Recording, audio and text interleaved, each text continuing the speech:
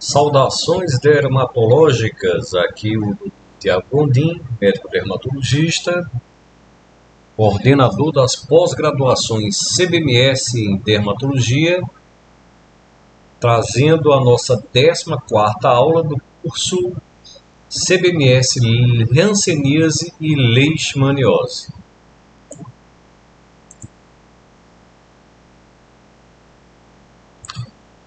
Então, estamos fazendo a leitura comentada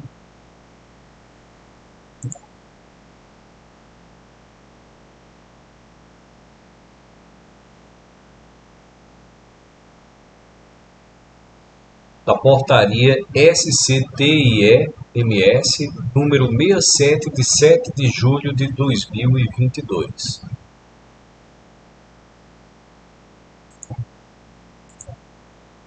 Então, vamos à portaria. Hoje iniciaremos com a leitura do teste rápido imunocromatográfico para detecção de anticorpos IgM contra o Mycobacterium leprae.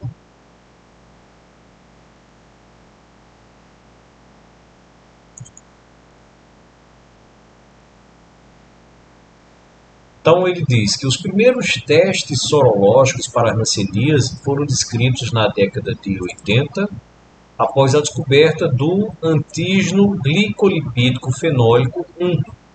Então, nós temos a formação da parede do bacilo, e esse antígeno é um antígeno específico que pode ser quantificado por alguns testes. Então, é um antígeno imunogênico específico do Mycobacterium leprae. Então, desde então, diversas técnicas vêm sendo utilizadas para a detecção de anticorpos anti-PGL1. Então, em contato com o organismo, a bactéria vai providenciar uma recepção imunológica, vai providenciar uma reação. Nessa reação, são criados anticorpos contra os antígenos glicolipídicos fenólicos, que são chamados de anticorpos anti-PGL1. O teste realizado é o ELISA, o teste PHA e o MLPA, além do ML-Flow. Então, o ELISA, o teste de hemaglutinação passiva, o teste de aglutinação por partículas de gelatina e a criação do teste sorológico e testes sorológicos simplificados para uso no campo, como o ML Dipstick e o teste rápido de fluxo lateral, que é o ML-Flow, que é o que a gente vai se deter mais firmemente nessa discussão. Então, o PGL1 induz a formação de anticorpos de classe IgG e IgM, cuja pesquisa é o parâmetro sorológico mais padronizado e avaliado na hanseníase. Tem-se demonstrado que a detecção desses anticorpos pode indicar a presença de infecção subclínica. Então, pode identificar a presença de infecção subclínica, visto que o indivíduo pode apenas ter tido contato, e é normal que pacientes de áreas endêmicas tenham positividade para o teste, mesmo não tendo a infecção. Então, apenas tendo um contato com a bactéria, sem que haja a formação da doença, da hanseníase, o teste ele pode sim ser positivo. Daí não ser um teste diagnóstico.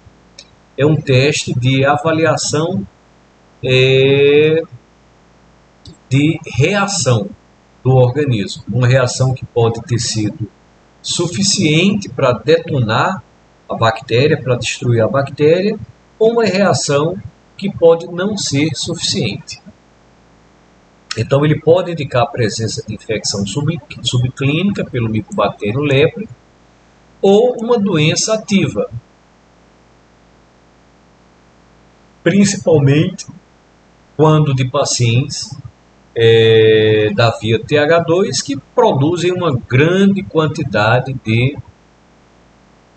anticorpos contra os antígenos glicolipídicos fenólicos. Então, em indivíduos acometidos pela hanseníase, a titulação de anticorpos séricos se correlaciona com a carga bacilar. Então, isso quer dizer que quanto maior a titulação do ml-flow, ou seja, a detecção de imunoglobulinas G e M, quanto maior essa visualização, maior seria a carga bacilar.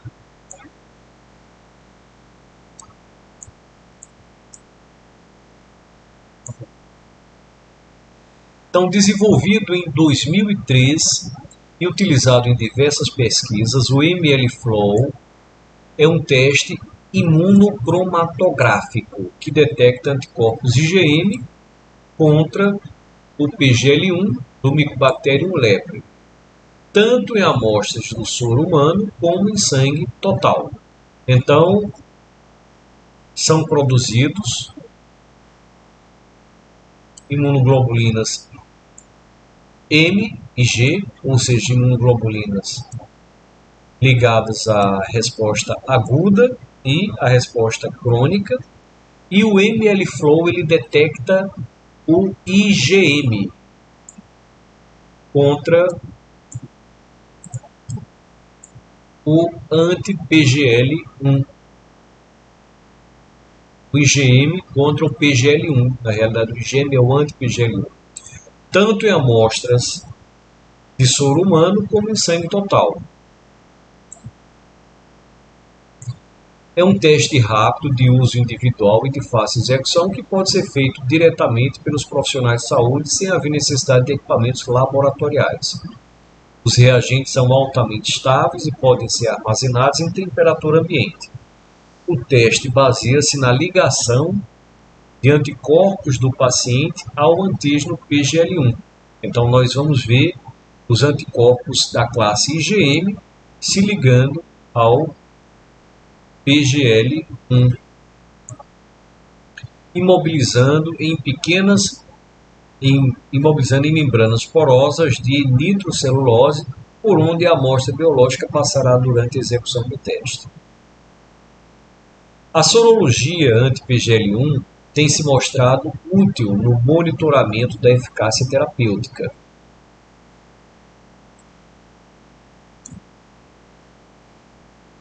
Então, uma das funções desse ml-flow seria o monitoramento da eficácia terapêutica, como marcadores de recidiva. Então, se um determinado paciente está fazendo tratamento e o anti-PGL1 começa a subir, possivelmente pode haver ali uma falha, né, principalmente quando da finalização dessa terapêutica, e pode ter-se início uma recidiva. E para identificar contactantes com maior risco para desenvolver a doença. Então, aqui já duas funções. Útil no monitoramento da eficácia terapêutica e identificar contactantes com maior risco, visto que aquele indivíduo que está produzindo muita IgM possivelmente está tendo muito contato com o bacilo, além de auxiliar na classificação operacional de pacientes para fins de tratamento. Então, os pacientes que são TH1 têm normalmente um ml-flow baixo, uma baixa detecção de anticorpos IgM contra o PGL1. Já os pacientes do TH2, os pacientes virchovianos, os pacientes dimorfos vichovianos, eles têm maior contato com uma carga bacilar, tem uma carga bacilar maior, logo produzirão mais IgM contra o PGL1. Então, nós temos já como características da sorologia anti-PGL1 do ml-Flow, útil no monitoramento da eficácia terapêutica, identificar contactantes com maior risco, classificação operacional para fins de tratamento, ressaltando que a detecção de anticorpos anti-PGL1 não pode ser utilizada isoladamente como teste de diagnóstico para hanseníase, tendo em vista que indivíduos saudáveis podem apresentar sorologia positiva, ao passo que casos confirmados, especialmente os paus bacilares, podem ter sorologia negativa.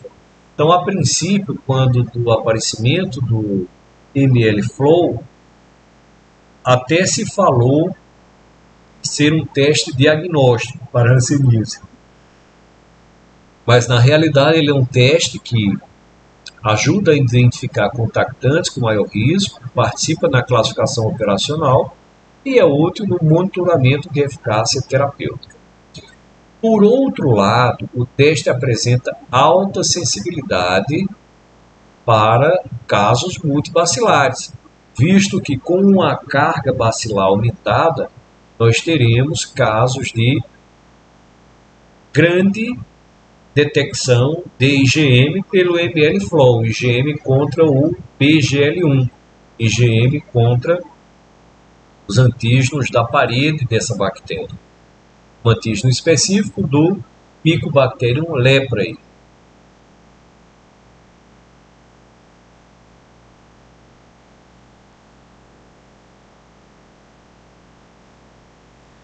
O que o torna muito útil no diagnóstico diferencial de pacientes com lesões cutâneas numerosas, infiltração difusa da pele e ou extenso comprometimento de nervos periféricos. Em estudos epidemiológicos, demonstrou-se que a soropositividade em indivíduos saudáveis varia significativamente de acordo com o nível da endemicidade da doença. Então, quanto mais se tem situações de endemicidade da doença, mais se tem a positividade em escalas maiores do ml-Flow, com maior percentual de testes positivos na população de áreas endêmicas do que em regiões de baixa endemia. Esse fato deve ser levado em consideração na interpretação de testes positivos em indivíduos sem sinais ou sintomas da hanseníase, inclusive em contatos de casos confirmados, já que essa população é mais exposta à infecção pelo Mycobacterium leprae. Se, por um lado, diversos estudos apontam que contatos soropositivos têm maior risco de adoecimento, outras análises não confirmam essa observação. Então, aqui é uma dúvida que ainda persiste. Boa parte dos trabalhos informa que quanto maior a soropositividade de um contactante, maior seria a suscetibilidade para o desenvolvimento da doença. Então, lembrando mais uma vez que indivíduos positivos podem apenas ter tido contato com o bacilo e indivíduos negativos podem ter a doença. O Brasil é o primeiro país do mundo a incorporar, no âmbito do seu sistema público de saúde, SUS, um teste rápido para a detecção de anticorpos anti-Mycobacterium leprae, ferramenta auxiliar das ações de controle da hanseníase. O teste rápido deve ser utilizado como ferramenta de apoio, não é uma ferramenta diagnóstica. Então, ferramenta de apoio na avaliação de contatos indicando o grupo que deve ser monitorado mais de perto, quanto ao surgimento de sinais e sintomas de hanseníase, bem como direcionando o encaminhamento à atenção especializada, para avaliação por especialista em caso de alterações suspeitas inconclusivas. O fluxograma 3 define os critérios de utilização do teste rápido na hanseníase no âmbito do SUS.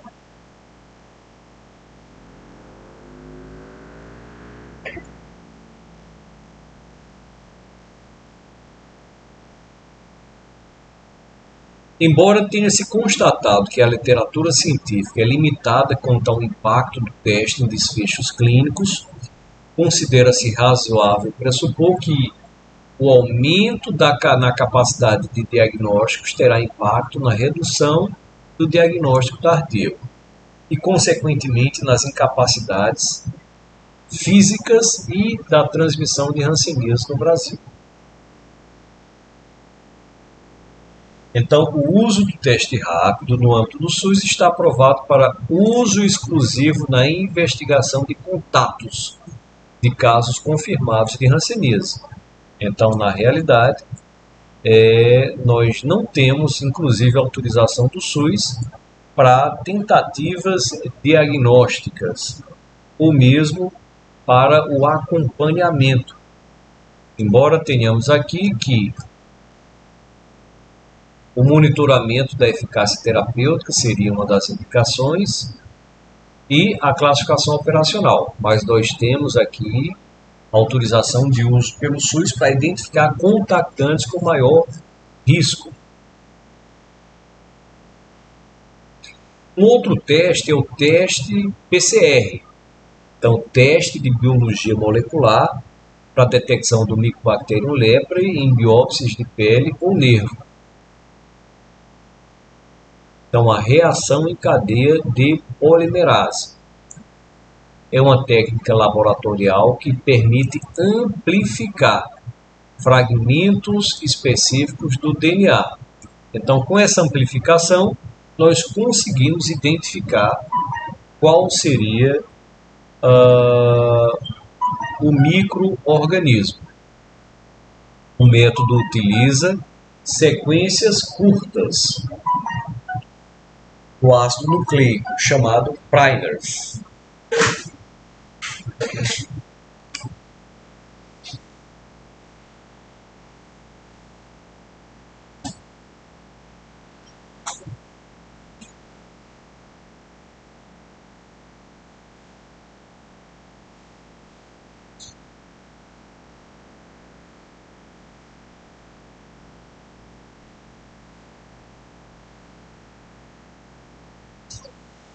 Chamados primers.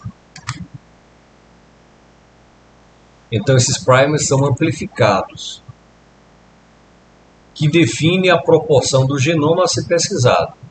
Através de repetidos ciclos de aquecimento e resfriamento da amostra, é possível ativar a enzima polimerase, que induz a contínua replicação de cópias da sequência-alvo, podendo produzir 1 bilhão de cópias em poucas horas. Então, com essa multiplicação,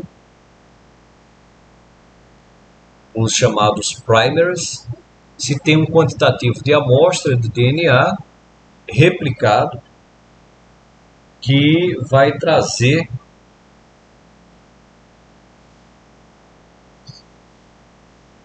a possibilidade da identificação do Mycobacterium leprae. Então, um dos primeiros estudos que utilizou a técnica de PCR, e na realidade o PCR faz diagnóstico para identificar o bacilo de Hansen, foi publicado no início da década de 90, 1990, por Williams e colaboradores, e demonstraram a identificação de sequências genéticas do Mycobacterium leprae em 99% de casos multibacilares e em 74% dos casos falso-bacilares estudados. Então, com o PCR, 1990, Williams e colaboradores conseguiram identificar 99% do material genético, em 99% das amostras, o material genético do Mycobacterium leprae.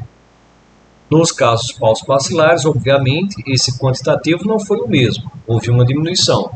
Então, contou-se apenas com 74% de positividade para as amostras pesquisadas, no caso dos paucibacilares. Então, se fez o diagnóstico em 74% das vezes.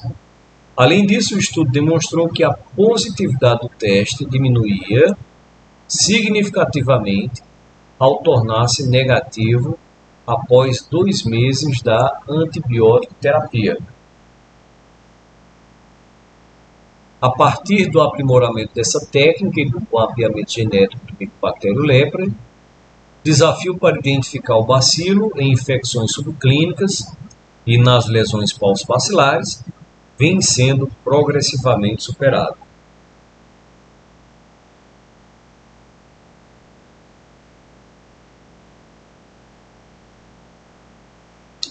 A detecção do material genético do Mycobacterium leprae em casos de difícil diagnóstico, como nos pacientes com baciloscopia negativa,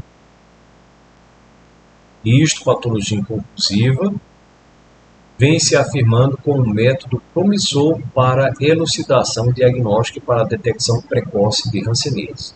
Então, naqueles casos em que temos dificuldades, nós temos também autorização para a utilização do PCR, casos em que a baciloscopia é negativa e que a histopatologia é inconclusiva. O método possibilita replicar exponencialmente concentrações extremamente baixas de uma sequência genética específica, aumentando consequentemente a possibilidade de detecção de sequência-alvo,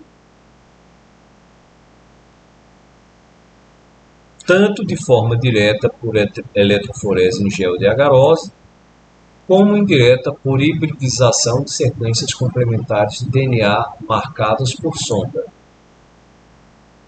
A escolha do alvo genético certo favorece uma importante melhoria na sensibilidade por meio de identificação de sequências genéticas repetitivas, como a Specific Repetitive Element, RLEP. No entanto, a especificidade é menor e, por isso, a alta sensibilidade deve ser interpretada com cautela, uma vez que sequências homólogas podem estar presentes em outras espécies de micobactéria. O que é que isso quer dizer? Que, apesar de existir uma alta capacidade de detecção desses primers, né, que são multiplicados, que são replicados, algumas vezes essas peças, né, essas sequências genéticas são também comuns a outras micobactérias. Então, o que é que pode acontecer? Pode existir uma positividade para o PCR, só que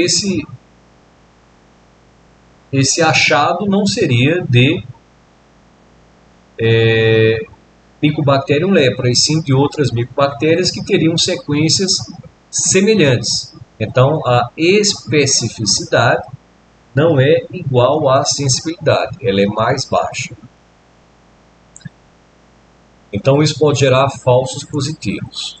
É digno de nota que o diagnóstico baseado em PCR pode não ser possível mesmo em caso de hanseníase confirmado por avaliação clínico-laboratorial, devido à variabilidade das formas clínicas e à baixa carga do Mycobacterium leprae em casos de paucibacilares, que aponta para a necessidade de otimizar ainda mais os métodos moleculares.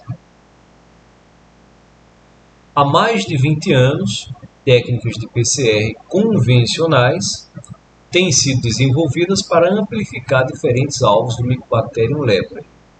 Na prática clínica, a aplicação do método tem se limitado a ambientes de pesquisa, principalmente com o desenvolvimento da técnica PCR em tempo real, que ampliou as chances para identificar o bacilo com aumento da sensibilidade e especificidade, sendo uma ferramenta robusta para o conhecimento de micobactérias e substituindo a técnica convencional. Por meio da portaria que estamos estudando,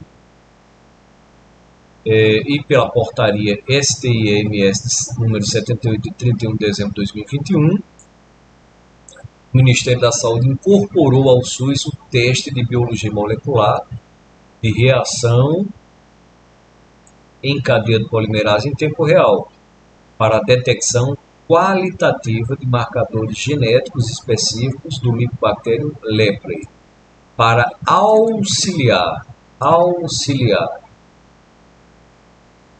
o diagnóstico de hanseníase. O teste, que utiliza material de biópsia de pele ou de nervo, será utilizado na avaliação de contatos no nível de atenção especializada, conforme orientado pelo fluxograma.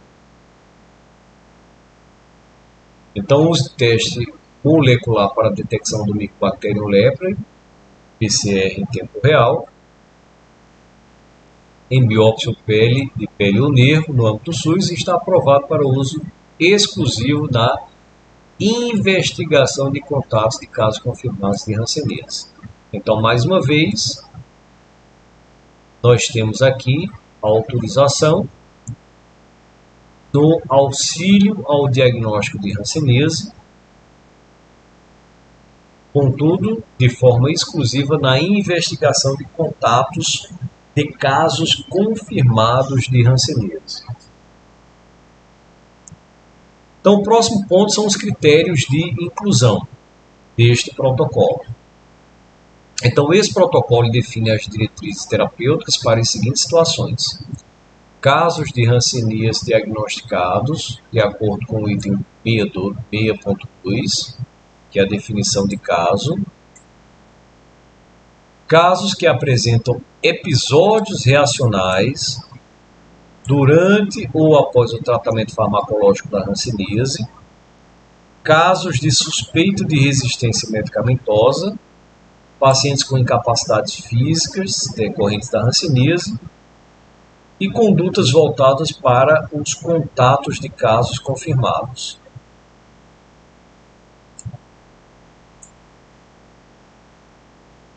Já os critérios de exclusão: são excluídos desse protocolo a definição de critérios diagnósticos para os casos raros com apresentações atípicas da doença, assim como a conduta terapêutica para pacientes com intolerância grave ou contraindicação absoluta a todos os medicamentos aprovados.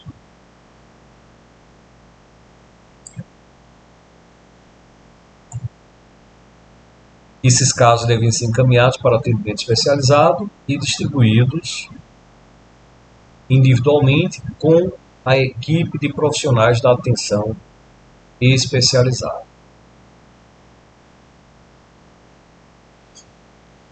Bom, então finalizamos aqui a parte de diagnóstico e vamos passar na nossa aula número 15 para o tratamento farmacológico.